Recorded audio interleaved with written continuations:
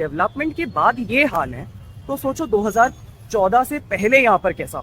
महाराज दशरथ ने अश्वमेध यज्ञ किया, लेकिन एक ज्योतिर्लिंग तो एक तरह से हो ही गया आज, और वो भी ऐसा जहां मैं अभी तक गया नहीं। इसी स्थान पर वो घर था जहां पर रानी लक्ष्मीबाई का जन्म हुआ था। उसके पास से कुछ अंग्रेज गुजरते हुए दिखाई दिए जो कि नाक कवर करके इस तरह से जा रहे। 80 घाट नहीं है, 80 घाट है, 80 को मिला के 12 क्योंकि वो शमशान नहीं है, वो महाशमशान घाट है।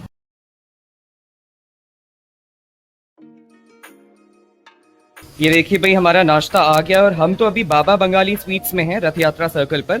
लेकिन बनारस में ऐसे हजारों नाश्ते वाली जगह हैं जहां पर बनारस का ये फेमस नाश्ता सब्जी कचौड़ी और ये लस्सी आपको मिल जाएगा, और कहीं से किसी भी शहर से ज्यादा वाजिब दामों पर और ज्यादा टेस्टी यहाँ पर ये नाश्ता होता है और ताजा होता है।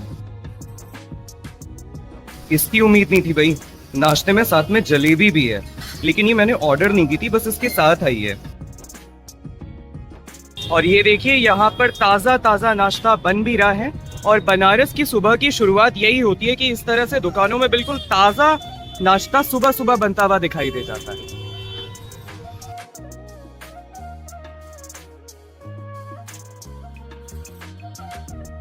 तो शाम के लगभग 4 बज रहे हैं और अपने काशी भ्रमण की शुरुआत के लिए हम आ गए हैं यहाँ पर दशाश्वमेध घाट पर, जहां पर कहते हैं कि भगवान राम के पिता महाराज दशरथ ने अश्वमेध यज्ञ किया। और क्योंकि जो अश्वमेध यज्ञ होता है उसमें 10 दिशाओं में अश्व यानी कि घोड़ों को भेजा जाता है, और ठीक इसी स्थान से राजा दशरथ ने 10 दिशाओं को अश्व भेजे थे, तो इसीलिए इस घाट का नाम दशाश्वमेध घाट। ये देखिए भाई, बनारस भ्रमण की शुरुआत कर रहे हैं और यहाँ हमें दशाश्वमेध घाट पर ही बनारसी पान मिल गया है, और भैया भी हमारे साथ में है। और भैया अब मेरे ना एक तरह से टूर गाइड बन गए हैं। तो यही मुझे बता रहे कि अभी मुझे यहाँ से कहाँ कहाँ जाना है। और भैया बता रहे कि देखिए जो फेमस आरती है गंगा आरती, वो होती यही दशाश्वमेध घाट पर है, लेकिन क्योंकि यहाँ पर जगह कम है तो मुझे लगता है कि वो आरती तो मैं 80 घाट पर करूंगा। लेकिन उसके बाद यहाँ दशाश्वमेध घाट से 80 घाट तक, वही हमारा आज का लक्ष्य भी था कि हम कितना घूमेंगे। और हमारे रास्ते में पड़ा है दुर्गा कुंड, राजा हरिश्चंद्र घाट, और उसके अलावा तुलसी घाट और संकट मोचन मंदिर, जो कि हम आज करने वाले हैं। लेकिन सबसे पहले यहाँ बनारसी पान का लुत्फ उठाते हैं। और ये देखिए, ये दशाश्वमेध घाट से जब हम अभी वापस जा रहे हैं, ये जो पूरा हिस्सा है ये काशी विश्वनाथ कॉरिडोर के अंदर ही आता है, और सामने ये जो गेट है ये काशी विश्वनाथ गेट ही है। और जब मैं इस जगह को कंपेयर कर रहा हूँ वृंदावन से, खास तौर पे क्योंकि कॉरिडोर बनने से पहले तो मैं यहाँ पर नहीं आया था, लेकिन जब हम कंपेयर करते हैं तो हमें लगता है कि भाई देखिए जगह तो बहुत हो गई है यहाँ पर। लेकिन काशी विश्वनाथ कॉरिडोर से बाहर निकलने पर शहर का ट्रैफिक आज भी अव्यवस्थित ही दिखाई देता है। बनारस की गलियों में आगे बढ़ते हुए अभी हम बढ़ रहे हैं हमारे आज के दूसरे गंतव्य श्री गौरी केदार मंदिर के दर्शनों को। और माना जाता है कि केदारनाथ ज्योतिर्लिंग के दर्शनों का जो पुण्य है, वही पुण्य आपको यहाँ पर भगवान श्री गौरी केदारनाथ के दर्शन करने के बाद मिलता है।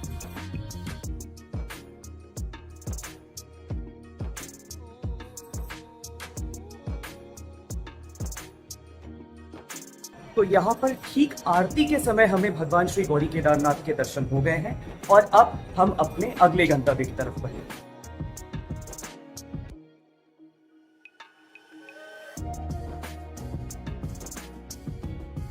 आज हम निकले तो नहीं थे ज्योतिर्लिंग के दर्शनों के लिए, लेकिन एक ज्योतिर्लिंग तो एक तरह से हो ही गया आज, और वो भी ऐसा जहां मैं अभी तक गया नहीं। हालांकि इस तरह से किसी ज्योतिर्लिंग के दर्शनों से पहले आत्मलिंग का दर्शन मेरे लिए नया नहीं है।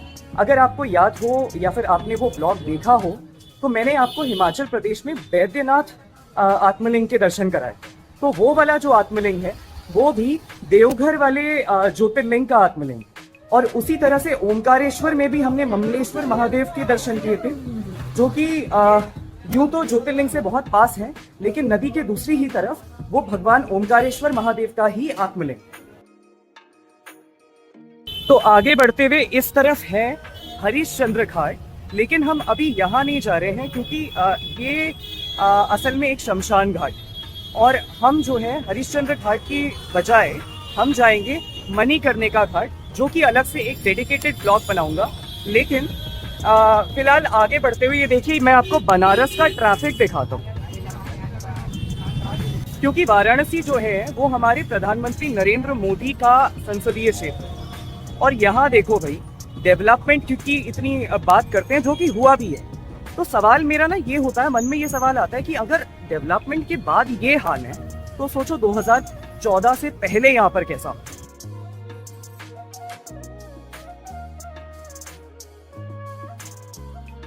वाराणसी जो है ना वो इंडिया का मोस्ट विजिटेड सिटी है। मतलब जयपुर तो खैर वर्ल्ड में 5th नंबर पे आ ही गया है, लेकिन उसके अलावा और बहुत पहले से काफी संख्या में जो फॉरेनर्स आते थे, बाहर से विदेशी मेहमान आते थे, वो बनारस आते।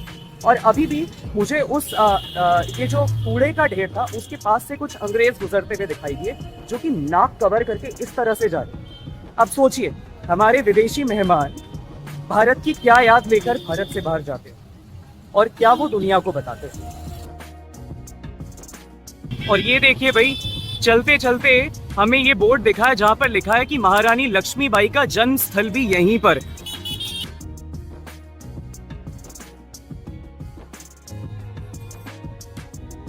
तो यहाँ देखिए, यहाँ पर इस बोर्ड पर वो सारी इन्फॉर्मेशन दी गई है महारानी लक्ष्मीबाई के बारे में, और यहाँ पर इस चबूतरे के ऊपर महारानी लक्ष्मीबाई को समर्पित उनकी ये मूर्ति भी है। और यहाँ पर लिखा है कि इसी स्थान पर वो घर था जहाँ पर रानी लक्ष्मीबाई का जन्म हुआ था, और आज वो घर जो है, घर तो टूट चुका है, लेकिन यही वो स्थान है जहाँ पर भारत का अभिमान महारानी लक्ष्मीबाई ने जन्म लिया था। और देखिए, ये वो गली है जो महारानी लक्ष्मीबाई के जन्म स्थान की तरफ जाती थी, और इस तरफ है तुलसी घाट। और तुलसी घाट जो है वो घाट गोस्वामी तुलसीदास के नाम पर उस घाट का नाम पड़ा है, और माना जाता है काशी में गोस्वामी तुलसीदास ने अपने अंतिम दिन रामचरितमानस लिखते हुए गंगा के किनारे इसी तुलसी घाट पर बिताए थे।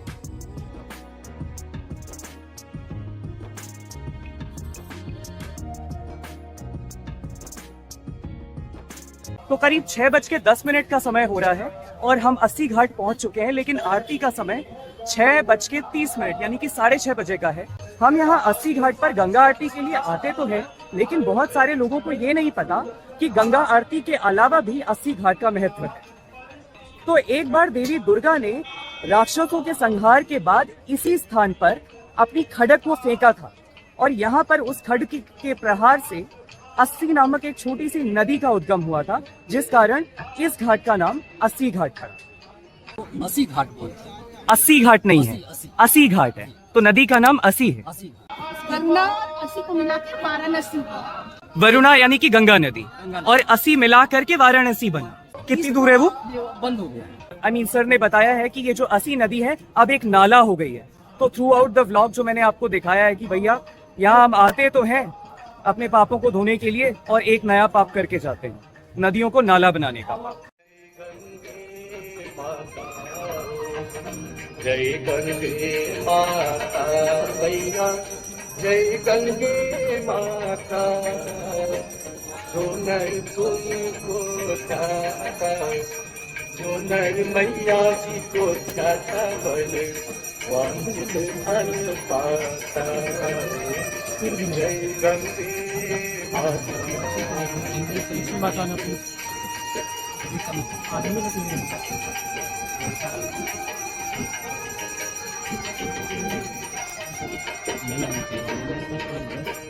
चंद्र सी ज्योत तुम्हारी, जल निर्मल आता मैया।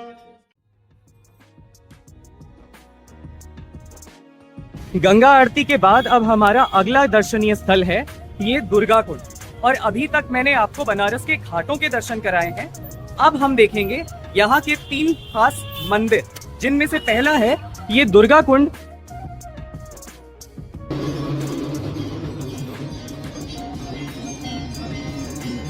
तो मंदिर परिसर में फोटोग्राफी बिल्कुल भी अलाउड नहीं है, लेकिन अभी हमें यहाँ पर मंदिर में देवी कुष्मांडा यानी कि नव दुर्गा के चौथे रूप के दर्शन हो गए हैं और माना जाता है कि यहाँ पर दुर्गा कुंड में देवी कुष्मांडा के साथ साथ देवी माता अपने श्री यंत्र रूप में भी विराजमान है।